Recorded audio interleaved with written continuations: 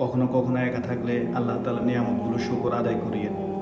যেখানে পুরো দিন যাইতেছে আমরা আল্লাহ তাআলার নাফরমানি করতেছি, অথচ ৩ বেলা খানা খাইতেছি, হাত পাও সব সুস্থ রাখছে, অনেক আরামে চলতেছি।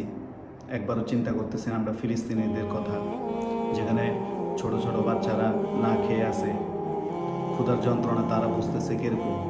আর আপনি যদি একদিন না খেয়ে থাকেন তাহলে বুঝতে পারবেন যে ক্ষুধার যন্ত্রণাটা কীরকম। যেখানে একটা ফা না থাকলে তাহলে বুঝতে পারবেন যে ফাটা না থাকার কতটা যন্ত্রণা। একটা যদি হাত না থাকে তাহলে বুঝতে পারবেন হাত না থাকার কত যন্ত্রণা। আর আজকে আমাদের 2 হাত 2 পা সব আছে, কিন্তু আমরা আল্লাহ তাআলার নাফরমানি করতেছি। এক ওয়াক্ত নামাজ পড়ি না, কিছু না করতে পারেন এক ওয়াক্ত তো নামাজ পড়েন, মাগরিবের নামাজ বা এশার নামাজ, এক ওয়াক্ত নামাজ পড়েন। এক ওয়াক্ত নামাজ থেকে আপনাকে আল্লাহ তাআলা পরিবর্তন করে দিবে। আপনি যদি প্রতিদিন এক ওয়াক্ত নামাজ পড়েন, দেখবেন আল্লাহ তাআলা আপনাকে 5 ওয়াক্ত নামাজ পড়ার জন্য সে তৌফিক দান করে দিবে, সে হেদায়েত দিবে।